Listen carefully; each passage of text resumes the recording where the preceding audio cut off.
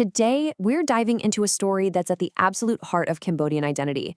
It's a tale of passionate love for sure, but it's also a really brutal story about power, rebellion, and the fight for your own freedom. This is Tum Teav. Just take a look at this. On one hand, you see this tender, devoted romance. On the other, you see death and total despair. The story does not have a happy ending. So the big question we're tackling here is, why did this incredibly tragic tale become the national epic of Cambodia? To really get why this story is so powerful, we have to start with the core of it all. At its heart, it's a romance that feels totally timeless, but it's also deeply, deeply rooted in its world. All right, so meet our two main characters. We have Tum, a young monk from a poor background, but he's blessed with his absolutely incredible singing voice. And then there's Teav, a young woman known for her unmatched beauty, kept pretty sheltered by her wealthy and ambitious mother. When they meet, it's electric, and their love is immediate and, well, absolute. What's really interesting is when you break it down like this, you can see how they're so similar, but also how they have one fatal difference. Both of them are passionate, loyal, and totally willing to defy the most powerful forces in their lives for love. Tum is ready to leave his monastic vows, and Teav is willing to defy her own mother. But then you look at that bottom row. He's a poor monk, and she's the daughter of a wealthy widow. In their world, that gap is everything. And this personal conflict, it blows up really fast. Because their love story isn't just about two people. It's about two individuals trying to exist in a system that's pretty much designed to keep them apart. And this chart lays out the two major forces standing in their way perfectly. First, you've got Teav's mother. Her motivation, greed and social climbing. Her weapon, absolute parental authority. Then you've got Governor Orchin, a powerful local lord who wants Teav for his own son, and his weapon is the full force of his feudal power. This quote, wow, it just gets right to the heart of the whole conflict. Rank is bigger than a rice pot. For Teav's mother, social status isn't just important, it's more important than basic needs, more important than happiness, and it is definitely more important than her own daughter's love.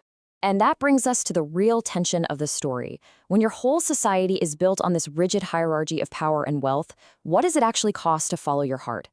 As we're about to see, for Tum and Teav, the price is unimaginable. Now, to really understand the immense pressure these characters are under, we kinda have to zoom out. Their personal tragedy didn't just happen in a vacuum. It all went down during one of the most violent and chaotic periods in Cambodian history, an era that shaped the very system they were fighting against. This timeline shows that the story is set during Cambodia's Long Vec era, a period that was basically defined by constant war. For over 60 years, the kingdom was under relentless attack from neighboring Siam. This was not a time of peace and stability. It was an age of brutal, large-scale conflict. And this number, this represents the human cost.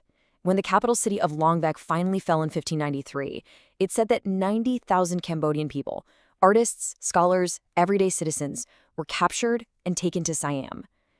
I mean, that is a catastrophic loss that would shape the national psyche for generations. So, here's the crucial point. A history of constant war creates a society where authority is absolute and you just don't question it. Kings and governors hold the power of life and death, and the desires, even the lives of ordinary people, are seen as completely expendable. This is the world that Tum and Teav are fighting against. And all of these forces, love, greed, and absolute power, they all collide in the story's shocking climax, where a personal tragedy just spirals into this horrifying act of state retribution. Okay, let's walk through this devastating chain of events. Teav's mother tricks her into a forced marriage. Tum, who had actually been given Teav's hand by the king himself, arrives to stop it. The local governor, or Chin, in a shocking act of defiance against the king, has Tum executed on the spot. Finding his body, a heartbroken Teav kills herself. But the story doesn't end there. When the king hears that his royal decree was ignored, his fury is absolute. He doesn't just punish the guilty, he orders the execution of the entire family and condemns the 7 surrounding villages to hereditary slavery, a punishment that would last for generations. A love story that ends in suicide, mass execution, and generational slavery. So this brings us right back to our original question. Why is this brutal story so fundamental to Cambodia? Because it is the national epic. This isn't just a folk tale, it's a foundational text. Since the 1950s, it has been a mandatory part of the high school curriculum. Every single Cambodian student studies this story, analyzes it, and learns its lessons. What's also fascinating is that Tum Teav isn't one single static book. It's a living narrative that has been written and rewritten over centuries. We have multiple versions, from palm leaf manuscripts to the most famous poetic version from 1915 by the monk Pikchu Som.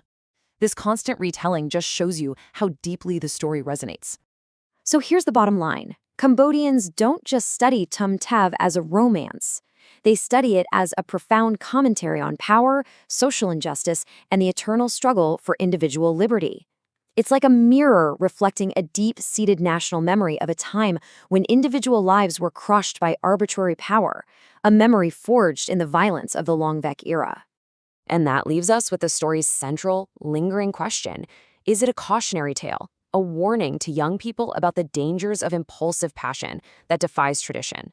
Or is it a tragic but inspiring cry for freedom, celebrating two young people who chose love and authenticity, even when the price was death? The answer, perhaps, is what makes it a true epic.